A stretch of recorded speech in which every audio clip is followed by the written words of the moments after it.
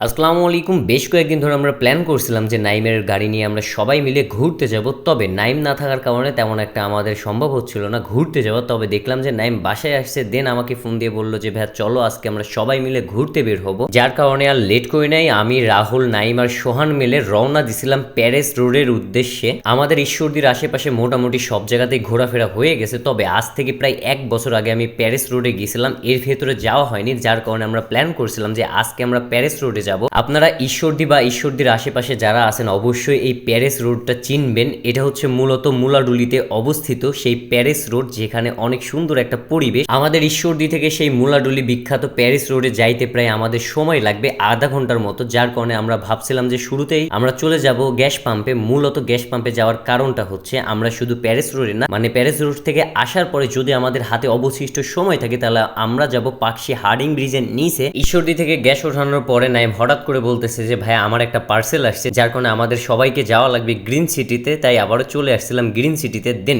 এখানে আসার পর একটু আমরা বাইরের পরিবেশটা ফিল করতেছিলাম, আর অন্যদিকে নাইম গেছিল তার পার্সেলটা রিসিভ করার জন্য। গ্রিন সিটি থেকে পার্সেলটা রিসিভ করার পরে আবারও আমরা রওনা দিই সেই মুলাডুলি ভাইরাল বিখ্যাত প্যারিস রোডের উদ্দেশ্যে। এখন তোমরা অনেকেই ভাবতে পারো যে ভাইয়া মূলত ভাঙা গাড়ি নিয়ে সেই ভাবসাপ নিতেছে মাসুম বিল্লার মতো। আসলে সেই রকম কিছুই না। মূলত নাইমের গাড়ি কেনার পরে এইবার দিয়ে আমি দ্বিতীয়বার নাইমের সাথে ঘোরাফেরা করতেছি তার গাড়িতে। আর আমাদের অনেক দিনের প্ল্যান ছিল যে আমরা হচ্ছে প্যারিস রোডে যাব, সেই রাস্তাটায় আমরা গিয়ে ঘোরাফেরা করব। আসলে অনেক বিখ্যাত, যার কারণে ভাবলাম যে আমরা গাড়ি ভাড়া দিয়ে কেন যাব, যেহেতু আমাদের 200 টাকার গ্যাস পড়লে আমরা যাইতে পারছি সেই মুলাডুলি বিখ্যাত প্যারিস রোডে। আর এর থেকে বড় কথা নাইম কিন্তু প্রাইভেট কার চালাইতে পারে, যার কারণে তারও অনেক ইচ্ছা ছিল যে আমাকে নিয়ে ঘুরবে। যার কারণে ভাবলাম যে আজকে যাব আমরা হচ্ছে মুলাডুলি সেই প্যারিস রাস্তাতে। তো ফাইনালি আমরা হচ্ছে চলে আসলাম, এটা হচ্ছে প্যারিস রোড বলে। হ্যাঁ, রোডই তো, তাই না? তো রোড। নাইম কতদিন পর আসতো বলো? আমি প্রায় 6 মাস পর আসছি এখানে। আমারও প্রায় 1 বছরের কাছাকাছি। এর আগে মিঠুন ভাইয়ের সাথে আসছিলাম, এখানকার ডোন ফরেস্ট নিয়েছিলাম।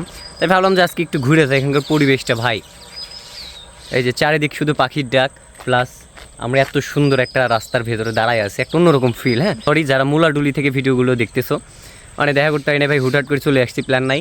তবে আমরা বেশিক্ষণ দাঁড়াবো না, আমরা 3 জন আসছি। ওই যে অন্ধকার দেখা যাচ্ছে না, ওই যে আমার বন্ধু তো এইখানে। তো এখন আবার কোথায় যাব বলো?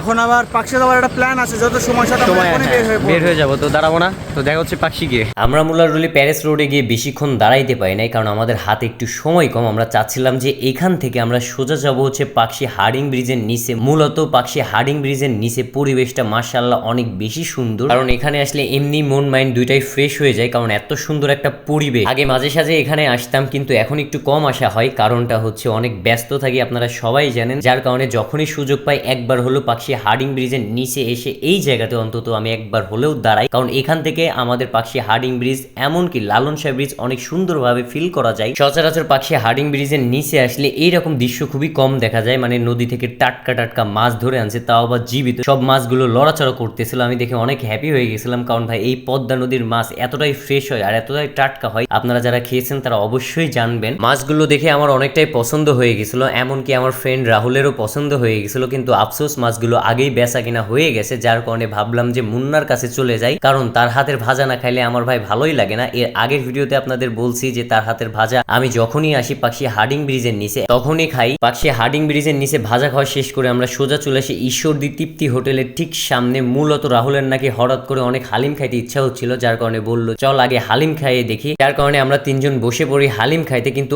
আফসোস নাইম আমাদের সাথে ছিল না, নাইমের নাকি অনেক কাজ ছিল। এখানে খাওয়া দাওয়া শেষ করে আমরা সোজা রওনা দিয়েছিলাম বাসার উদ্দেশ্যে। তো আজকের ভিডিওটা মেনলি এই পর্যন্তই ছিল, জাস্ট আপনাদের মাঝে শেয়ার করলাম। দেখা হচ্ছে কোনো একটা নতুন ভিডিওতে, সে পর্যন্ত সবাই ভালো থাকবেন, সুস্থ থাকবেন, নিজের খেয়াল রাখবেন। আল্লাহ হাফেজ।